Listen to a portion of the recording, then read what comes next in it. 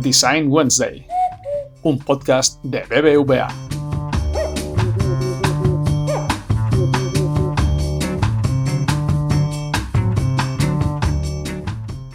Cuando hacemos diseño centrado en los usuarios, debemos pensarlo así, en plural, con una S al final. Esto porque existe una gran diversidad de personas que interactúan con nuestros productos, servicios y marcas todos los días. Ser accesibles es responsabilidad de los que construimos los ambientes digitales. Sin embargo, por algún motivo, la accesibilidad muchas veces se ve como un feature en el que, en el mejor de los casos, lo vamos enviando al backlog del futuro. Ahora, es importante también traer datos a la mesa. De acuerdo con las Naciones Unidas, alrededor del 10% de la población mundial, es decir, 650 millones de personas, viven con alguna discapacidad. Además, según datos de la OMS, esta cifra va aumentando cada año. Esto debido al crecimiento de la población y los procesos de envejecimiento naturales. En algún momento es probable que tú o yo tengamos alguna discapacidad de forma temporal o incluso permanente. Entonces, ¿por qué dejamos este tema para después si es tan importante? Antes de ser diseñadores, tenemos que recordar que somos ciudadanos. Con nuestra profesión, damos forma a productos y servicios, por lo que ser sensible a estas cifras, reconocer las diversidades e integrar el camino de la inclusión y la accesibilidad deberían de ser un tema muy importante en nuestra agenda. Saber de accesibilidad no solo abre oportunidades para hacer un negocio responsable, sino que tiene también la facultad de acercar tecnología a las personas que lo necesitan. Como diseñadores, debemos seguir hablando abiertamente de estos temas, ya que tenemos la misión de eliminar las barreras del entorno para así asegurarnos que toda la diversidad de personas puedan gozar de los beneficios de eso que diseñamos.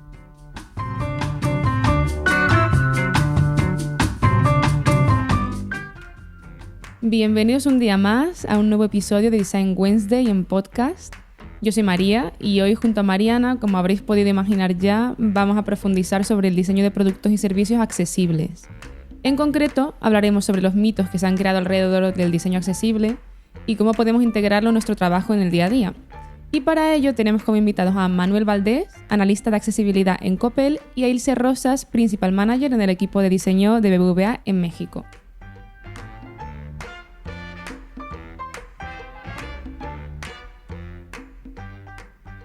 Ahora sí, vamos a empezar. Como decíamos, estamos aquí con Ilse y con Manuel.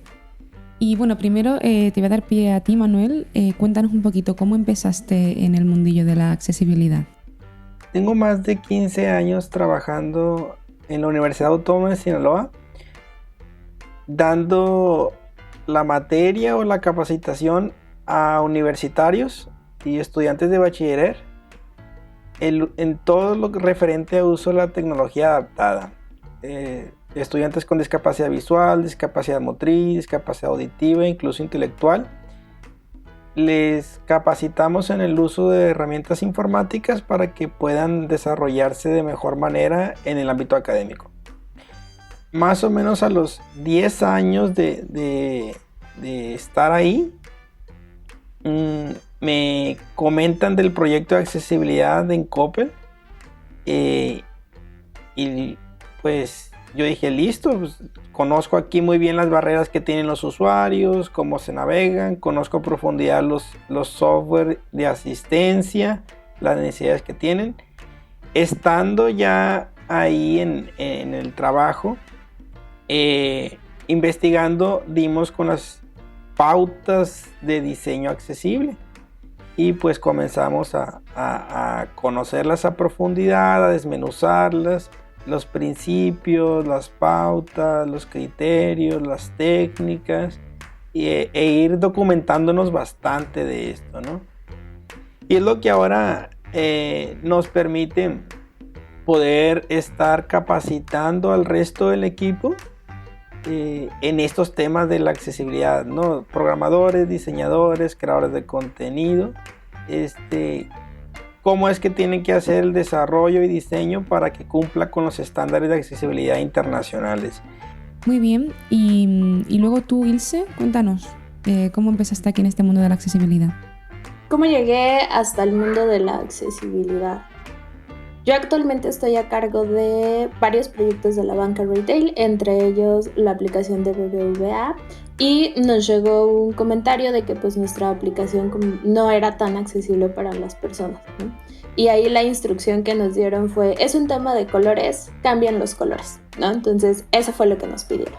Conforme empezamos a investigar nos dimos cuenta que sí teníamos un tema en cuanto a los colores, pero que la accesibilidad no eran únicamente los colores. Esto no era un proyecto Scrum o algo, entonces por ende no teníamos presupuesto para hacer muchas cosas, así que con apoyo de otras personas del área que estaban interesadas en temas de accesibilidad o que por fuera ya estaban trabajando con ellos, hicimos un pequeño equipo para hacer una auditoría. Nos asociamos con una asociación civil en Saltillo que se llama MEVER para empezar a hacer pruebas con usuario, y nos dimos cuenta que nuestra aplicación pues tenía muchísimos problemas, ¿no? Entonces, conforme empezamos a investigar más y más, nos dimos cuenta que era un nicho inexplorado aquí dentro de BBVA México. Conseguimos recursos, lo hemos llevado ante portafolios y ahora ya formamos parte del comité de inclusión dentro de BBVA, nosotros con la rama de accesibilidad. Entonces más o menos así fue como el mundo me trajo hacia estos temas y a entender la importancia de empezar a diseñar para extremos, ¿no? Creo que muchas personas como yo, que tal vez no estamos acostumbrados a utilizar los lectores de pantalla o utilizar este tipo de herramientas, parece un mundo bastante pues desconocido, complejo. Entonces, les traemos el día de hoy unas preguntas. María y yo hicimos una investigación para tratar de encontrar mitos asociados al diseño accesible, y lo que buscamos es que a partir de su punto de vista como expertos nos vayan ayudando a desmitificar estos puntos. El primer punto, el primer mito que traemos y que queremos poner en la mesa es sobre que los diseños accesibles no son creativos o que pueden ser poco estéticos. El segundo es hacer el diseño accesible cuesta mucho tiempo y mucho dinero.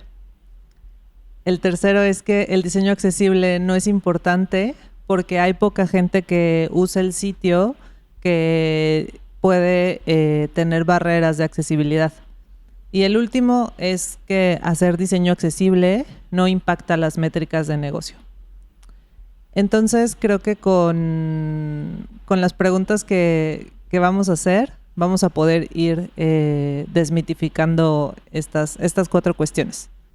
Vale, yo ahí creo que iniciaría de quien piensa en esas 4 cosas, creo que no ha entendido qué es hacer diseño centrado en las personas y qué es accesibilidad, ¿no? O sea, porque al final, si pensamos en la accesibilidad únicamente en personas que tienen discapacidad o en adultos mayores, no estamos entendiendo el concepto.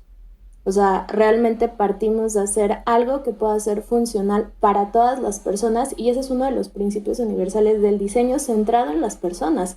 Trabajamos y hacemos cosas para las personas. Tenemos que tener en cuenta, obviamente, las condiciones de esa persona, pero no deja de ser una persona. Y si crees que no le vas a impactar al negocio, si crees que no les deberías poner atención, ni siquiera deberías hacer UX. Lo dicen los grandes del diseño, ¿no? Cuando diseñas pensando en las minorías, le das en el corazón de las personas. Y yo creo que es algo que se aplica hasta en... A ver, me gusta hacer mucho la analogía esta del arquitecto de espacios, ¿no? De edificios físicos.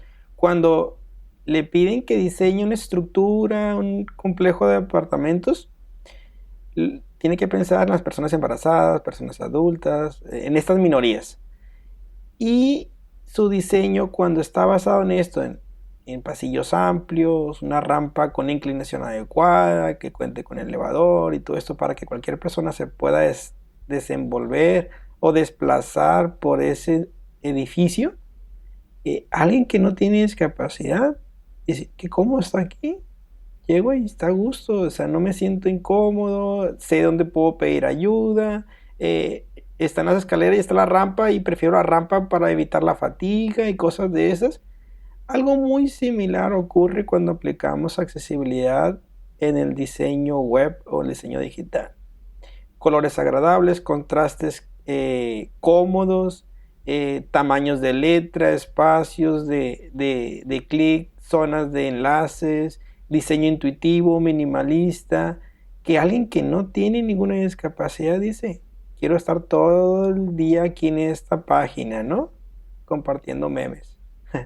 Entonces, hay un cliente principal en el tema de la accesibilidad que son los buscadores, quienes indexan nuestro sitio web. O sea que por un lado los buscadores premian que un site sea más accesible. Totalmente. Es uno de los, el performance, la accesibilidad y la usabilidad son los tres principales elementos para puntuar un sitio web si va a aparecer arriba o abajo de los resultados. Además de que estas telarañas, estos robots que indexan los sitios web, navegan tal cual un usuario ciego. Claro. Sí, eso tiene un impacto en el negocio directo. Si sales más arriba, te van a encontrar más personas, está claro.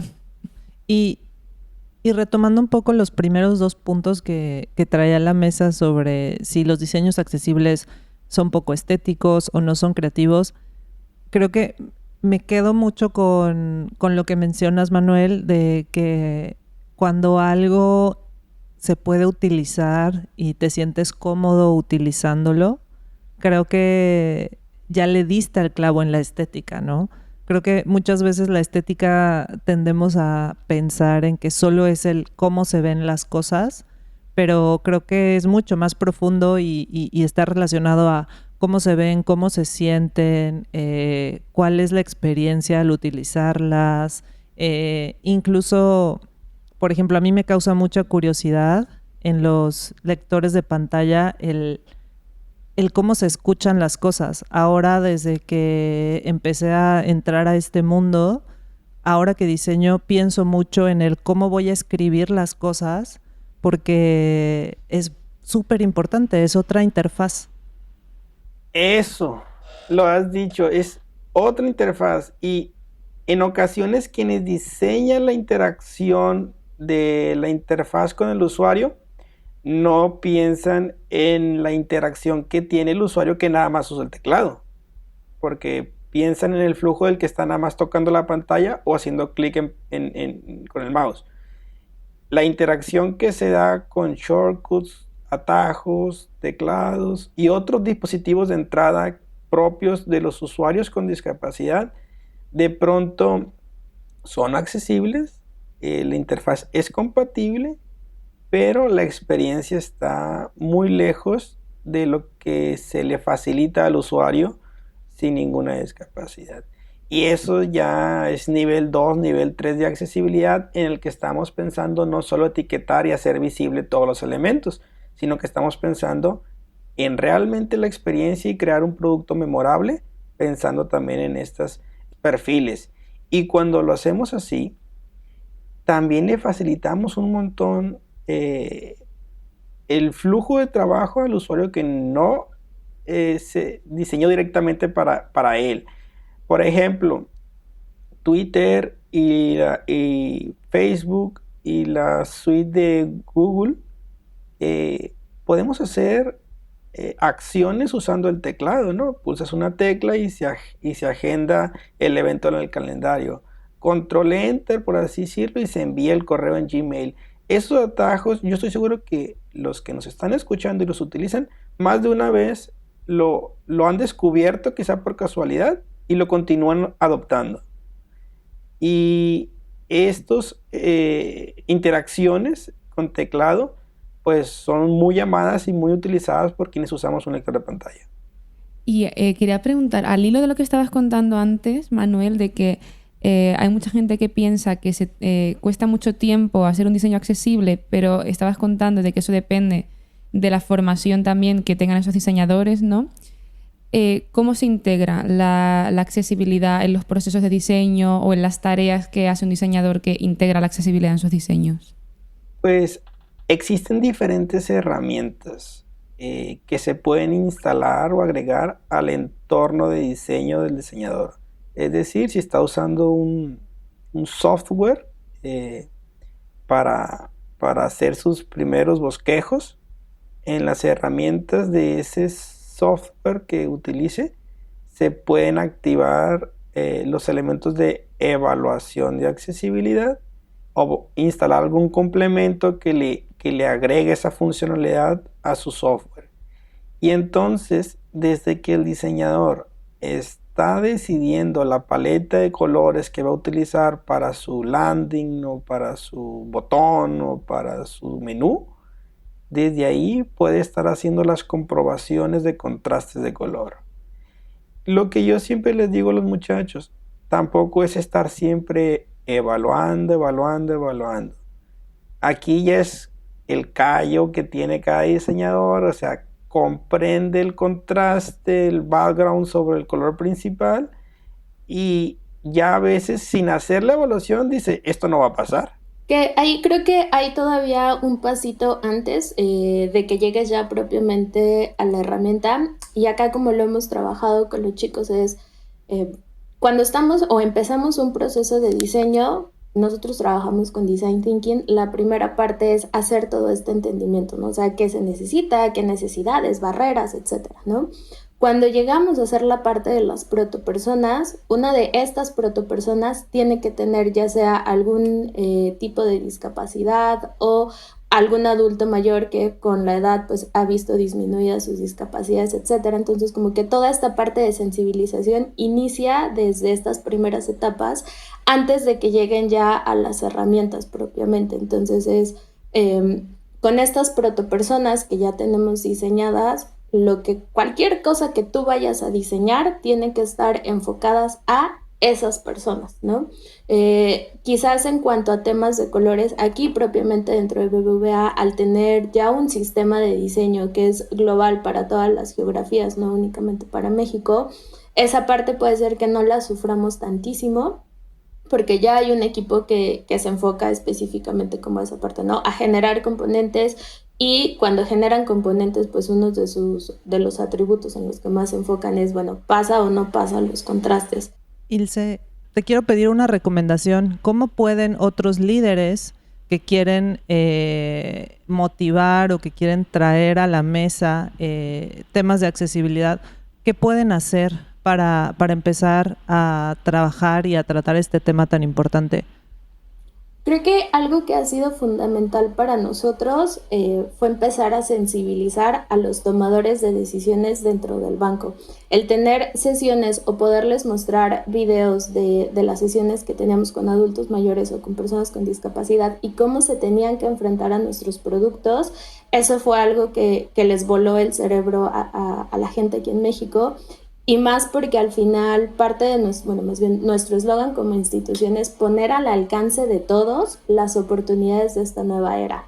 Y realmente no lo estábamos haciendo, no éramos congruentes con lo que decíamos, ¿no? Entonces, eso fue algo que a nosotros nos ha ayudado a abrirnos camino y empezar a tener ya conversaciones de alto nivel de la accesibilidad. No es un tema de moda, no es algo que hagamos para vernos bien y decir como qué cool, ya estamos compartiendo con esto. Nosotros, al ser una institución financiera, impactamos muchísimo en la vida de las personas. Qué guay, Ilse. Y, o sea, para poder hacer esto realidad en vuestras organizaciones o proyectos, me da mucha curiosidad si os habéis inspirado en otros productos o servicios que, por ejemplo, hay varias empresas que han intentado siempre apostar visiblemente por la accesibilidad, como por ejemplo ha hecho Apple con el tema del voiceover, del lector de pantallas, o YouTube con las transcripciones automáticas.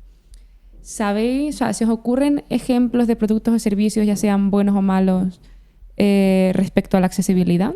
Sí, aquí internamente cuando empezamos a hacer un bench, evidentemente productos bancarios accesibles hay muy pocos, ¿no? Entonces empezamos a voltear a ver a otras grandes industrias. Creo que de las que a mí me parecen súper interesantes es la de Uber, porque es muy diferente lo que ves a lo que estás escuchando, ¿no?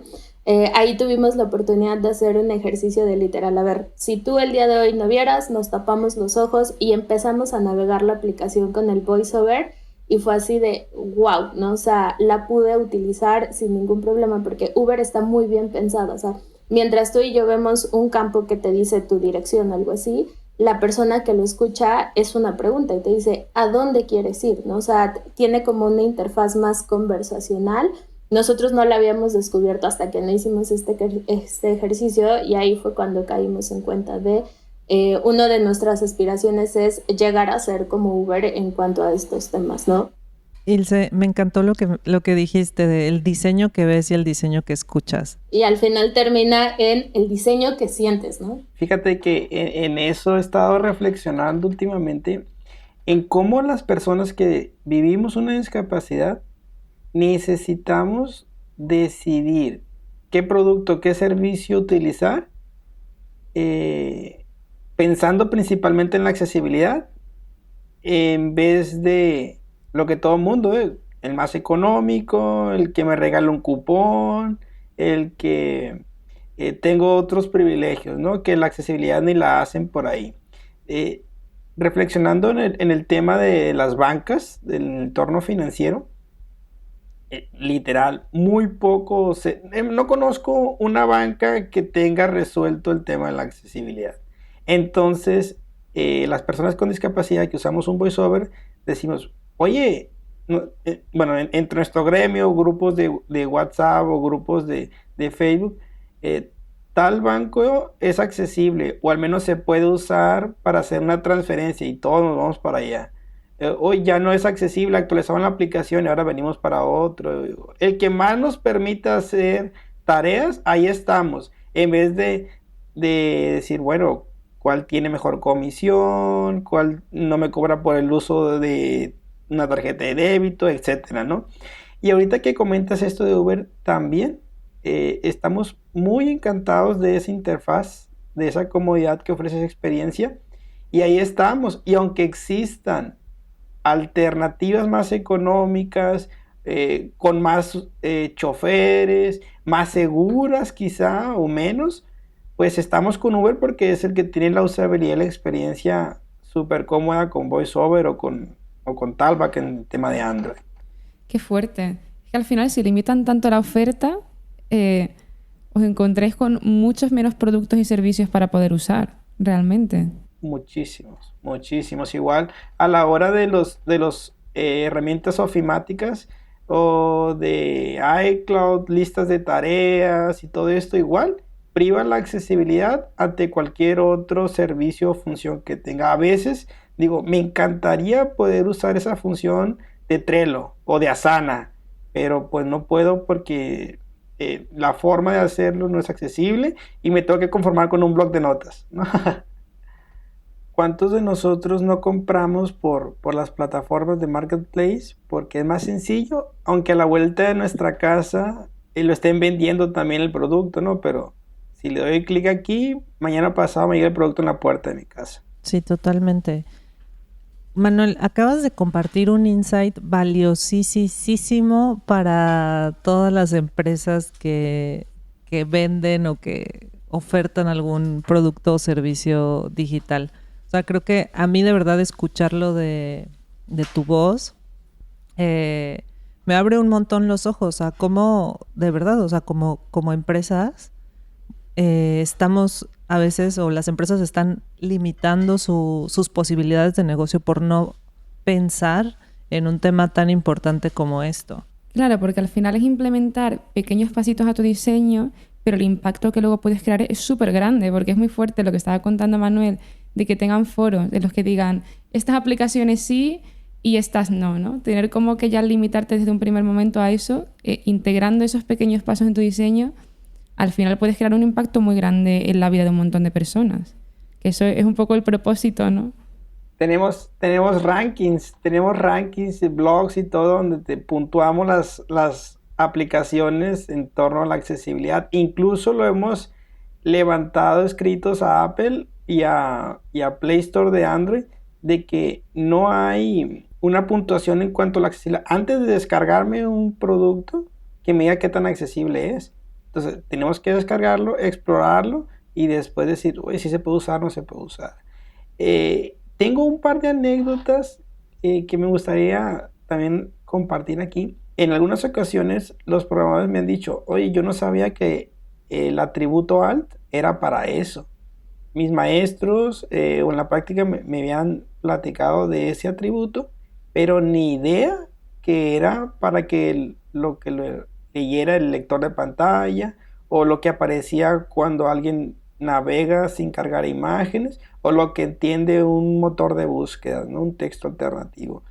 Pero ahora que me lo mencionas y que veo la utilidad que tiene, pues la voy a poner cuando maquete una fotografía, ¿no? Cuando escuché eso por primera vez dije, ah, caray, o sea, algo tan sencillo como es un atributo alt, perfectamente sabe ponerlo este desarrollador, sabe lo que es, pero no sabía qué utilidad. Y como no sabía qué utilidad, pues lo omitía en ciertos desarrollos, ¿no? Para ahorrarse un poco de línea de código.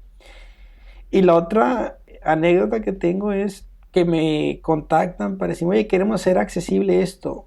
¿Qué le instalo para que sea accesible? ¿O qué le agrego? Y pues es justamente la frase que tiene un desarrollador muy conocido, Jonathan Chacón, que dice, la accesibilidad debe ser el núcleo de tu proyecto y no un parche de tu producto. Y de pronto creemos que va a ser accesible agregando un plugin, agregando una línea por encima de nuestro proyecto y ya va a ser accesible, cuando la accesibilidad es literal el núcleo, poner al usuario en el centro y desde ahí comenzar a escribir el flujo que va a recorrer el usuario y con todos los elementos que va a interaccionar que cumplan con estos estándares. Pues yo creo que ya para terminar, que se nos está acabando el tiempo, ¿cómo pensáis que va a evolucionar la accesibilidad en el diseño a futuro? O sea, ¿creéis que la gente se va a concienciar, que realmente se va a integrar o que se van a incluir nuevas tecnologías más disruptivas para hacer diseños más accesibles? ¿Cómo lo veis? Totalmente. Yo estoy encantado de que los asistentes de voz se hayan popularizado tanto con estas bocinas inteligentes, porque es como navega un usuario con discapacidad visual, una interfaz no visual. Y ahora pues se están abriendo ramas de investigación a eso, cómo interactuar con una interfaz no visual, propiamente utilizada desde un asistente de voz. Y eso va a hacer que más personas se interesen por el tema, creo yo, y que comiencen a escribir nuevas historias. Tenemos por ahí varios estudios ya sobre el voice commerce, o sea, cómo compras con una interfaz o con algo que no estás viendo. Claro, por ejemplo, todas estas interfaces conversacionales como Alexa o Google Home.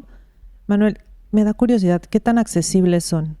Bastantes. En cuanto a la interacción no visual, es sin ningún problema, ¿no? Aquí el tema es que cuando diseñamos la accesibilidad de acuerdo a un perfil, porque un usuario con discapacidad auditiva pues no podría escucharla, no podría comprender de una manera completa. En cuanto a la accesibilidad general con lectores de pantalla y discapacidad motriz, bastante bien. Está pues hecha por Google, por Amazon, por Apple, empresas que tienen están muy comprometidas con la accesibilidad y pensaron en un producto así, desde el núcleo, que sea accesible. Y esto creo que sería un claro ejemplo de algo que está diseñado para todos, porque esta misma experiencia que les está contando Manuel es lo que yo vivo en mi casa con mi Alexa, ¿no? Préndeme la luz, apágame esto, hazme aquello, para practicidad dentro de la vida diaria. Y creo que al menos por lo que escucho, a los dos nos va increíble con nuestra Alexa y nos ayuda un montón a facilitarnos la vida, ¿no? Y somos dos espectros o más bien tenemos características diferentes y a pesar de eso los dos lo usamos de manera increíble, ¿no? Entonces creo que es ejemplo como de un diseño bien pensado para todos. Qué bien, qué bien. Pues muchas gracias a los tres. Yo creo que ha sido súper útil, que hemos sacado un montón de conclusiones bastante interesantes. Y bueno, espero que todo el mundo que nos oiga también llegue a estas conclusiones por su cuenta y que también integre en su diseño estas pautas y sobre todo esta filosofía, ¿no? Que yo creo que al final tiene que ser un poco el hilo conductor del diseño como tal. Y poco más. Sí, muchísimas gracias.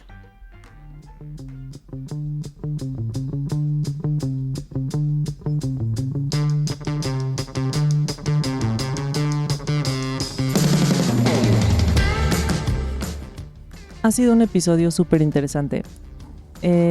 Yo como conclusiones que me llevo de esta charla es que hacer diseño accesible le hace un bien a todos. Diseñando para unos pocos puedes impactar la vida de muchas personas. También creo que las barreras impulsan la creatividad y cuando encontramos barreras y nos ponemos el objetivo de pensar y de considerar cómo podríamos superarlas, entonces pues empezamos a ser más creativos, a ser más innovadores. Creo que la creatividad viene más de ahí que de poner gradientes y colores bonitos en lo que hacemos. Entonces creo que me llevo que el diseño accesible es sencillo, es limpio, es fácil de acceder, fácil de leer, fácil de percibir, y eso es una belleza porque el mensaje es claro y además de eso es útil para muchas personas. ¿Y tú, María? Totalmente, Mariana. A mí esta conversación me ha servido sobre todo para tener una visión más consciente del diseño accesible y al final ser consecuente con el diseño que hacemos, ¿no? Porque que el diseño es accesible es una cualidad que está implícita en el propio diseño centrado en los usuarios o en las personas y no vale simplemente pues, dejar al final del backlog o que sea una moda o tratarlo como de una forma muy teórica pero luego no pasar a la acción. Y es que el impacto que tiene que nuestro diseño no sea accesible es realmente muy grande porque primero todas las personas deberían tener derecho a acceder a los mismos servicios o productos, ¿no? Y si nosotros no somos accesibles, le estamos diciendo a toda esta gente que no son bienvenidos a usar nuestro servicio. Y además nos podemos estar boicoteando nosotros en el futuro porque esa persona que puede ser tú, puede ser yo, ¿no? Ya cuando seamos mayores y no tengamos las mismas capacidades o pues si tenemos un accidente o cualquier tipo de situación transitoria, ¿no? De discapacidad. Sí, totalmente. Y nada más, muchas gracias por escucharnos y nos despedimos hasta el próximo episodio desde España. ¡Adiós!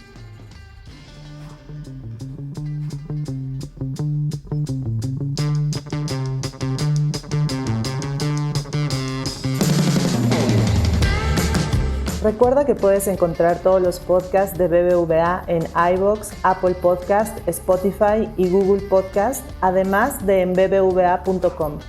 Si tienes dudas, puedes contactar con nosotros a través del correo electrónico bbvapodcast@bbva.com. Muchas gracias por escucharnos y te esperamos en el próximo capítulo.